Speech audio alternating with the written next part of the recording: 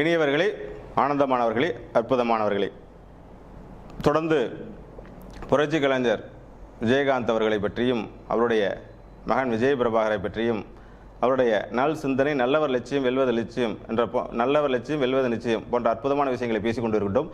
அந்த வகையில் உதட்டளவில் மகன் என்று சொன்ன ராதிகா எங்கே, உள்ளத்தால் என்னுடைய மகன் என்று நினைத்து அந்த விருதுநகருக்கு வராமல் மறுத்த, அந்த விருதுநகர் தொகுதியை மறுத்த குஷ்பு எங்கே என்று போன்ற பதிவில் பேசியிருந்தோம். உண்மை உண்மை உண்மை. அதாவது குஷ்புவும் விஜயகாந்தும் 2 படங்கள் 3 படங்கள் இணைந்து நடித்திருப்பார்கள்.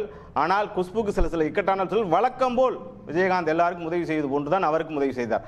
ஆனால் எங்கேயோ பிறந்து வளர்ந்து, பாம்பேல பிறந்து வளர்ந்த குஷ்பு இங்கு வந்து தமிழரின் உணர்வான நன்றி உணர்வு. எப்பொழுதும் மனிதன் வந்து பார்த்தீங்கன்னா ஒரு வாட்டி ஒரு சாப்பாடு சாப்பிட்டோம்னாலே அதை வந்து எய்து பேச மாட்டான். அந்த மாதிரி நன்றி உணர்வோடும் அந்த மாதிரி வாழ்வோடும் உண்மையாக வாழ்ந்து அந்த தொகுதியை மறுத்து எனக்கு வேண்டாம் என்று சொன்னார். இது எனக்கு தலைமையில் ஒரு ரகசிய தகவல் கிடைத்த ஒரு தகவல். குஷ்பு மீண்டும் மறுத்திருக்கிறார் என்பதுதான் அதை போன பதிவிலே திருப்பி இதாக சொல்கின்றேன். இது இப்பொழுது ராதிகா அவர்கள் வந்து பார்த்தீர்கள் என்றால் ஒரு நிலையான ஒரு செயல். அவர் வந்து பார்த்தீங்கன்னா இலங்கையில் பிறந்தவர், லண்டனில் படித்தவர்னு ஏற்கனவே சொல்லியிருக்கேன். அதுக்கப்புறம் இங்கே வந்து பல திருமண சர்ச்சைகள் அனுப்பிச்சு முதல் கணவர் வந்து பார்த்தீர்கள் என்றால் உயர் பிரதாப் தன்னை காதலித்து திருமணம் செய்தார். அதுக்கப்புறம் இந்த திருமண முறிவு ஏற்பட்டது. மறுபடியும் ரிச்சர்ட் அப்படின்னு ஒரு இங்கிலாண்டை சேர்ந்த ஒரு திருமணம் செய்தார். அதுவும் முடிந்தது. அதுக்கப்புறம் சரத்குமார், அது அவரோட பர்சனல் வாழ்க்கை, அதெல்லாம் பேச வேண்டியது கிடையாது. தொடர்ந்து ஒரு 4-5 சினிமாவில் கூட ஒரு சர்ச்சைகள் ஓடிக்கொண்டு இருக்கின்றது. தொடர்ந்து 4 திருமணங்கள் செய்த ஒரு நடிகை தான். அதே மாதிரி சரத்குமார் அவர்களும் உங்களுக்கு தெரியும், ஏற்கனவே சாயா தேவி அப்படின்னு ஒரு அருமையான மனைவியை திருமணம் செய்தார். அதுக்கப்புறம் அதற்கு வந்து வரலட்சுமி என்று ஒரு மகள் உண்டு. அதுக்கப்புறம் அவரை வந்து நல்லா இருக்கும்போதே டைவர்ஸ் பண்ணிட்டு அதுக்கப்புறம் ராதிகாவை திருமணம் செய்தார். இது வந்து அவர்களுடைய பர்சனல் வாழ்க்கை. இதெல்லாம் நம்ம பேசக்கூடாது. அது உள்ள இன்னும் டீப்பாக போனால் போயிட்டே இருக்கலாம். அதெல்லாம் தேவையில்லை. நான் கேட்பது என்ன என்று கேட்டீர்கள் என்றால் உண்மை உணர்வு, தமிழ் உணர்வு. இது வந்து நன்றி விசுவாசம் இது இருக்கின்றதா என்று கேட்டால் குஷ்பு ஒப்பிடும்போது குஷ்பு அடைந்த விஜயகாந்தால் அடைந்த பலன், விஜயகாந்தால் உதவிகள் என்பது ஒரு 5% 10% தான். 100% பலன் அடைந்தது பார்த்தீங்கன்னா சரத்குமார். ஆனால் இன்று சரத்குமார் அவர்கள் வந்து என்ன நினைச்சிருக்கணும், நான் ஏற்கனவே சொன்னது மாதிரி கேப்டனுடைய பையன், கேப்டன் இப்போ உயிரோடு இல்லை, அவர் பையன் விருதுநகரில் நிற்கும் போது நிற்கிறார் என்று தெரிந்தவுடன் இவர் ஒதுங்கிக் கொள்வது, இவர் களத்தில் இறங்காமல் இருப்பதுதான் நல்லது. அதை விட்டுவிட்டு இவருக்கு வந்து தொகுதியாக கிடைக்கவில்லை. இவர் நினைச்சா அவர் ஏற்கனவே நின்று கொண்ட நெல்லை இல்லை வந்து தென்காசி போன்ற தொகுதிகள் என்று இவர் வந்திருக்கலாம். ஆனால் அதையெல்லாம் விட்டுவிட்டு ஏன் தூத்துக்குடியில் கூட நிற்கலாம். அதெல்லாம் விட்டுவிட்டு வந்து சம்பந்தமே இல்லாமல் விருதுநகர், அவருக்கும் விருதுநகருக்கும் என்ன சம்பந்தம், அவர் மனைவிக்கும் விருதுநகருக்கு தான் என்ன சம்பந்தம், எந்த சம்பந்தமும் இல்லாமல் இவர் நினைத்து கொண்டு இருக்கின்றார். இவருடைய சுய லாபத்துக்காக இவரை நம்பி கிட்டத்தட்ட 30 வருஷம் 15 வருஷம் ரசிகர் மன்றத்திலேருந்து வந்து 30 வருஷம் 15 வருஷம் தொடர்ந்து இவருடைய பயணத்தவர் எல்லாருமே நட்டாற்றில் விட்டுவிட்டு இன்று கட்சியை கொண்டு போய் ஒரு தேசிய கட்சியில் நைட்டு 2 மணிக்கு முடிவெடுத்தேன், 3 மணிக்கு போய் கட்சியை சேர்த்துட்டேன் அப்படின்னு ஒரு சொல்லிட்டு இருக்கார். நன்றாக புரிந்து கொள்ளுங்கள். இது ஒன்றே அவருக்கு சாட்சி. அவருக்கு நிலையான மைண்டே கிடையாது. நீங்க ஜாதகப்படி பார்த்தீங்கன்னா 14ஆம் தேதி பிறந்தவர் வந்து புதனோட ஆதிக்கம். புதனை பார்த்தீங்கன்னா ஸ்டெடி மைண்ட் கண்டிப்பா சரத்குமார் கிடையவே கிடையாது. நான் ஏற்கனவே சொன்னது மாதிரி நம்ம வந்து திருச்சி மாநாடு தான் நினைக்கிறேன், ஒரு டிஎம்கே மாநாட்டில் ரொம்ப உணர்ச்சி பொங்க இவர் பயங்கரமாக பேசுவார் தெரியுமா. இப்போ வந்து பாரத மாதா கே ஜெய், பாரத மாதா கே ஜெயின்னு கத்துனா அது மாதிரி வந்து பார்த்தீங்கன்னா டிஎம்கே மாநாட்டில் எல்லாருக்கும் கைத்தட்டல் வாங்கிறதுக்காக நான் இறந்தால் என்னுடைய உடம்பில் திமுக கொடிதான் போர்த்தப்பட வேண்டும் அப்படின்னு ஒரு பெரிய சவால் விட்டார். என்னைக்கு அந்த மாநாட்டில் வந்து பேசி முடிக்கிறார். ஒரு நாள் கூட முழுசா ஆகலைங்க. 2வது நாள் போய் அதிமுகவில் கூட்டணியில் சேர்ந்து அதிமுகவில் சேர்ந்துட்டாருங்க. அப்படி இவருடைய வாழ்க்கையை எடுத்து பார்த்திருக்கின்றால் நிலையான மைண்ட் என்பது ஒன்று கிடையவே கிடையாது சரத்குமாருக்கு. இன்னைக்கு என்ன நோக்கத்துக்காக வந்திருக்கின்றார் விருதுநகர் என்று பார்த்திருக்கின்றார். காலையில் ஒன்று பேசுவார், மத்தியானம் ஒன்று பேசுவார், நைட்டு ஒன்று பேசுவார். போன மாதம் இவர் வந்து 13 வருஷம் 14 வருஷம் அந்த கட்சியை நடத்திட்டு அந்த தொண்டர்கள்லாம் ரசிகர்கள்லாம் தொடர்ந்து அவரோட வந்துகிட்டே இருந்தாங்க. இப்போ அவங்களோட கதியில் என்னாச்சு?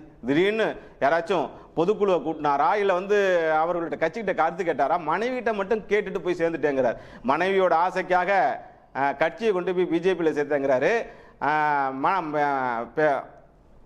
தன்னுடைய மாமியாருடைய ஆசைக்காக நான் முதல்வராக வேண்டும் என்று ஆசைப்படுகின்றார்.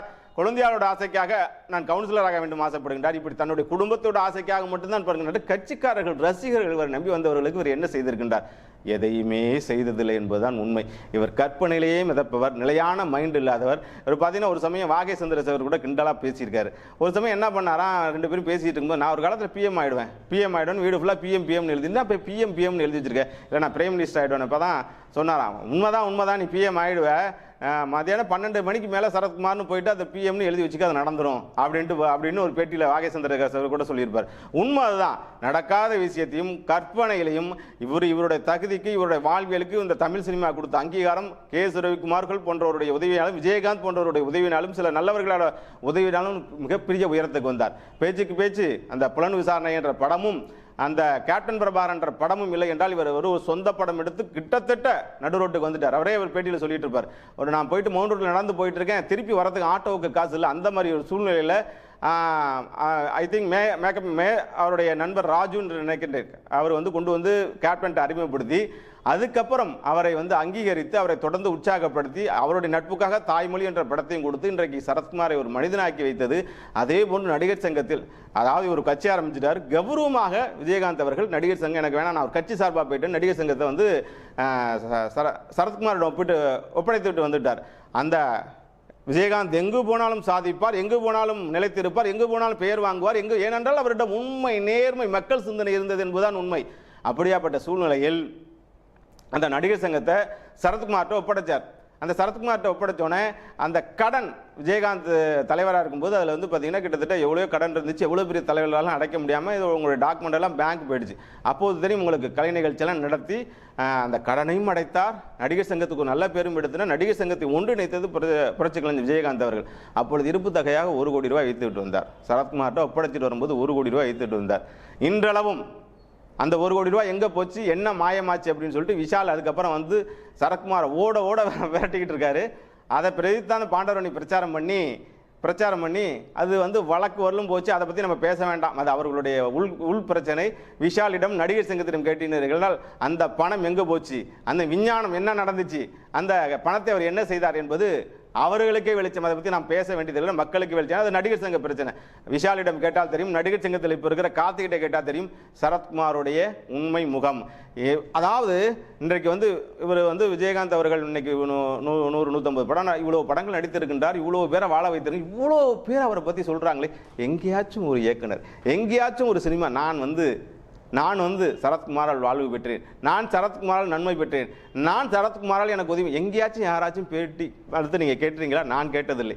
உண்மை என்ன என்று கேட்டினால் மிகச்சிறந்த சுயநலவாதி. நேரத்துக்கு ஒரு சிந்தனை, நேரத்துக்கு ஒரு செயல், நேரத்துக்கு ஒரு முடிவெடுத்து நிலையில்லாத முடிவெடுத்து ஒரு ஸ்டேபிளான முடிவெடுக்கக்கூடிய ஒரு மனிதர் கிடையாது. அப்படியாப்பட்ட ஒரு மனிதர் அவருடைய திருமண வாழ்க்கையும் அவர் இன்னைக்கு சாயாதேவி, அவரை நம்பி வந்த சாயாதேவியும் இன்றைக்கு எங்கேயோ நிற்கின்றார். இன்றைக்கு வரலட்சுமி அவருடைய மகள் அவங்களுக்கு ஒரு பர்சனல் ப்ராப்ளம் வந்துச்சு, அதனால தான் போய் சேர்ந்தார் என்பதுதான் தகவலாக இருக்கின்றது. இதையெல்லாம் நாம் விரிவாக பேச வேண்டியதில்லை. ஆனால் சரத்குமார் அவர்களும் ராதியாக அவர்களும் இப்பொழுது நடத்தக்கூடிய இந்த நிகழ்வு என்பது மனசாட்சிக்கு உட்பட்டது கிடையாது, மனசாட்சிக்கு உட்பட்ட செயல் கிடையாது என்பதைத்தான் விஜயகாந்த் ரசிகர்களும் சரி, விஜயகாந்த் நண்பர்களும் சரி, நான் பேசி வரும் சினிமா நண்பர்களும் சரி, யாருமே செய்ய துணியாத ஒரு விஷயத்தை சரத்குமார் செய்திருக்கின்றார். தன்னுடைய சுயலாபத்துக்காக கட்சியில் இணைத்தார். இவர் கொஞ்சம் ஸ்ட்ராங்கா நின்று ஒரு ராஜ்யசபா சீட்டோ இல்லை தூத்துக்குடியோ இல்லை வேற எதுவும் இவருக்கு வேறாண்ட சீட்டை வாங்கியிருக்கலாம். இப்போ போய் விஜயகாந்த் மகனுக்கு முன்னாடி நிற்க வேண்டிய அவசியம் என்ன? ஆகவே சினிமா உலகிலும் சரி, இவர் சார்ந்த நாடார் சமுதாயத்திலும் சரி, இவர் கண்டிப்பாக நல்ல பேர் கிடையாது. இந்த மெர்கன்டைல் பேங்க் அப்படின்னு ஒரு பிரச்சனையில் எடுத்தார். இப்படி பேசிக்கிட்டே போனோம்னா, இவர் கையில் எடுத்த விஷயங்கள்லாம் பேசிக்கிட்டே போனோம்னா இது பேசிக்கிட்டே இருக்குது. சரத்குமாரையோ ராதிகாவையோ விமர்சனம் பண்ண வேண்டிய ஒரு பதிவு கிடையாது. ஆனால் பேசாமல் இது இருக்க முடியவில்லை. மக்கள் கொந்தளித்து, ரசிகர்கள் கொந்தளித்து, அவர் சமூகத்தை சேர்ந்தவர் கொந்தளித்து, நிறைய பேர் என்னிட்ட சொல்லிக் கொண்டிருக்க செய்திகள், இவர்களுக்கு காலமான கடைசியில் இந்த செயல் தேவையா? ஒரு வரலாற்று பிழையை, ஒரு சரித்திர பிழையை இவர் நிகழ்த்தி விட்டார்கள் என்பதுதான் உண்மை. ஆகவே நண்பர்களே, உங்களுக்கு தெரியாது கிடையாது, விருதுநகரில் பார்த்து கொண்டிருக்கும் நண்பர்கள் கனவோடு, இளம் சிந்தனையோடு, இளம் ரத்தத்தோடு தன்னுடைய தந்தையின் கனவை நிறைவேற்றி மக்கள் சேவையாற்றி தன்னுடைய சொந்த தொகுதியில் நிற்கும் விஜயபிரபாகரனுடைய உயரம் எங்க? கேப்டன் இல்லாமல், தந்தை இல்லாமல் அங்கே அங்கே அங்கே வந்து சேர்ந்துருக்கின்ற அத்தனை பேரும் இன்னைக்கு வந்து எல்லா நடிகர்களும் எல்லா உதவி பெற்றவர்களும் நான் உனக்கு அப்பாப்பா நான் உனக்கு அப்பாமான்னு வாயில் சொல்லாமல் வந்து நிற்கணும். ஆனால் இதயத்தை சுக்குநூறாக்கக்கூடிய செயல்களை இந்த ராதிகா சரத்குமார் செய்திருக்கின்றார்கள். அதை மற்றவர்களும் செய்யாமல் அவர்களுடைய நன்றி கெட்ட தனக்கு சக்க பாடத்தை கற்றுக் கொடுத்து உண்மையின் விசுவாசம், உண்மையின் உணர்வாளர், உண்மையின் சிங்கம் விஜயபிரபாரனை பெருவாழ்வையான வாக்கு வித்தியாசத்தில் வெற்றி பெற வைக்க வேண்டும் என்பதுதான் என்னை போன்ற ஆயிரக்கணக்கான லட்சக்கணக்கான உண்மை விரும்பும் விஜயகாந்த் அபிமானிகளுடைய எண்ணம் என்பதை சொல்லிக்கொண்டு உங்களிடம் விடைபெறுகின்றேன். வாழ்த்துக்கள், நன்றி நண்பர்களே. இதை போன்று இன்னும் சுவாரஸ்யமான அற்புதமான வீடியோக்களை பார்க்க நம்மளுடைய அமிர்தாகார சேனலை சப்ஸ்கிரைப் பண்ணுங்கள், லைக் பண்ணுங்கள், பிடிச்சிருந்தா ஷேர் பண்ணுங்கள். வாழ்த்துக்கள், நன்றி.